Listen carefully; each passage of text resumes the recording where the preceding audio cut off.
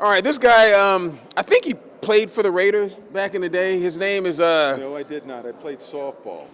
he was a softball player for the Raiders. That's right. That's right. He's a former player coach. That's our connection right here. That's where we first met, and now obviously we're being interviewed. Yeah, Marcus Allen, the man, the myth, the legend, softball coach.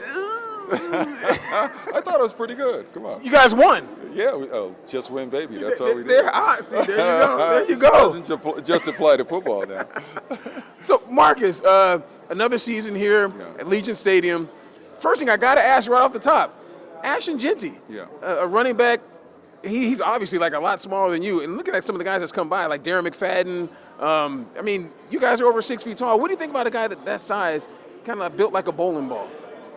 Well, I actually think it's to his advantage. I think it's harder to be a tall running back. I've always said that. I mean, we can't hide. I think of Eric Dickerson, Yep. 6'3", Eddie George. I think of Derrick Henry, Chuck Muncie. Chuck Muncie was 6'4". It is a lot. Yeah, it's a lot easier being 5'8", and when you get your low center of gravity, you're hiding behind the line of scrimmage. That's true. You know, the linemen are so big now, they can't see you, and then you're up upon them. We had to, you know, we don't hide from anybody. We were, you know, as tall as the linemen and stuff, so I think it's to his advantage. I got you. So when you kind of see from afar, you see head coach Pete Carroll. This guy's out here wrestling guys and wearing receiver gloves, and he's 73 years old. Like, that kind of energy. What do you think about, like, the kind of exuberance that he's brought to the team? It's contagious, man. I mean, what he's telling everybody, life on the back nine isn't, you know, it's great. You know what I mean? Everybody thinks once you reach a certain age, you got to act a certain age. Hey, he is full of energy. He creates a great culture, and he is positive. I mean, everything about Pete is what you want, I think, in a coach and stuff. And he loves the players, he loves the game, and I think players certainly love to play for him too. I got you. And then, like, can you really notice, like, the culture and just like the energy around him that he's exuberating throughout the entire building, not just with the players, but I mean, like, the entire building. Yeah, well, that's another thing about Pete, though. He really doesn't see a difference between the administrative offices. 1000%. He treats those are family, right? And he wants everybody to be a part of a winning program and stuff. So it's not just like, oh, guys, listen, we're the players. We don't go to the offices. We don't isolate ourselves. No, they're part of the family as well and stuff. And so Pete includes them, and I think that creates a better culture, you know, at work and stuff. So, you know, he's had successes. He's won Super Bowls and stuff. So. All right. Now, another one of your family, your brethren, is going into the NFL Hall of Fame. Yeah. Eric Allen getting into the Hall of Fame. I know. You see EA all the way around here all the time, another California guy. Like, your thoughts on EA? I mean, one of my favorite guys as well. Well, listen, it is extremely proud, very happy. His grandmother, I think, grew up down the street from my grandmother. Most people don't know this. Ocean View Boulevard, yes, in San Diego and stuff. And one of the things that is interesting is that this actually talks about Lincoln High School, but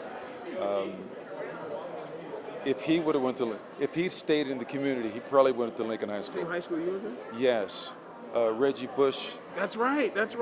All these kids got bussed out of the neighborhood when, in fact, if they just went to Lincoln High School, just think of Lincoln High School's dominance. That's massive. If all those guys would have stayed in the community and stuff. I was one of the guys who stayed and stuff, but he's just one of the great players, but he grew up in community, played in the same Pop Warner, Valencia Park Pop Warner that I did. That's crazy. And so it was just great to see. It was great to be a part of the whole experience.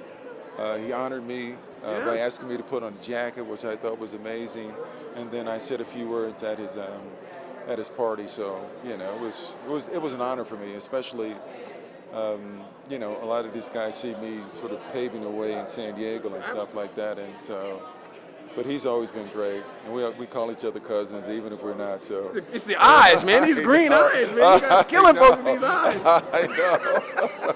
And listen, I got best eyes in high school. I know he did. I know. They just messed up giving it to me, but I know he did. So anyway. 1,000%. 1,000%. What the heck is in the water in San Diego? Like, what the heck is? I'd like to find out because there's a lot of guys. Ricky Williams, if he stayed in the neighborhood. There's a lot of guys. Rashawn Salam, who I think Even the great Monty Jackson. Nobody knows this. The great Monty Jackson played for Rays for many years. Grew up down the street from me.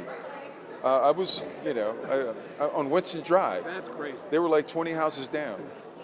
I mean, had no idea that. Yes. And so I grew up, watching Monty Jackson, but I also played with him down the street when I was a kid. So he and Terry Jackson, these are right in our neighborhood, but they got bust out. See, I'm from the Bay Area. I should have been born in San Diego. Is that what it You is? shut up, Jay. Marcus Allen. I Marcus. think you're doing okay. I'm sorry to interrupt you, No, but no. I think you're doing okay, though. I appreciate you very much. It is always a pleasure, brother. You got it, man. Yeah, thank you very You much. got it, bro. My man. All right.